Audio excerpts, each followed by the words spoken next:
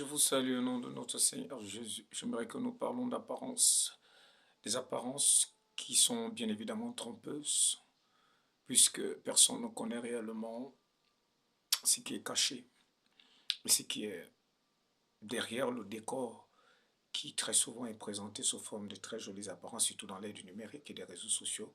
Là, on a plein de vues avec des vlogs, avec des courts-métrages, avec des reportages, avec toutes sortes de productions, de réel, là où c'est chacun qui voudrait paraître beau, intelligent, fortuné.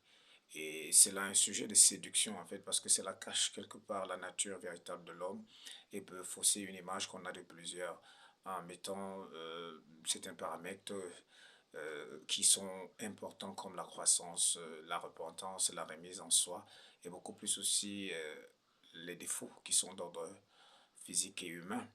C'est pourquoi dans le livre de 1 Samuel chapitre 7, lorsque le prophète Samuel est envoyé pour aller oindre un roi à la place de Saül, il a bien évidemment observé au frère de David, lui qui était déjà pas là, des très belles personnes qui étaient de grandes allures, avec de fortes apparences. Il s'est bien évidemment trompé.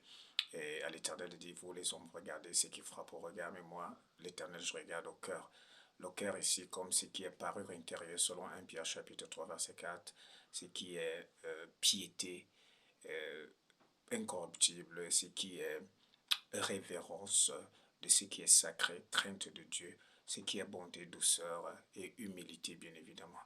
Le Seigneur Jésus-Christ, même parlant de lui dans les psaumes, dans le psaume 139, verset 14, il dit qu'il est une merveilleuse créature par la bouche de David, le psalmiste.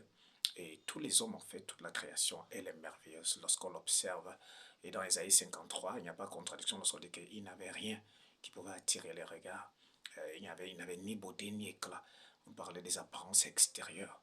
C'est pas pour dire que le Seigneur Jésus vraiment était physiquement moche, non, mais tout simplement, et l'accent n'était pas mis sur ses capacités extérieures, sur ses traits physiques, aussi tout ce qui renvoyait à la vue et au sens, mais à la nature intérieure qu'il avait.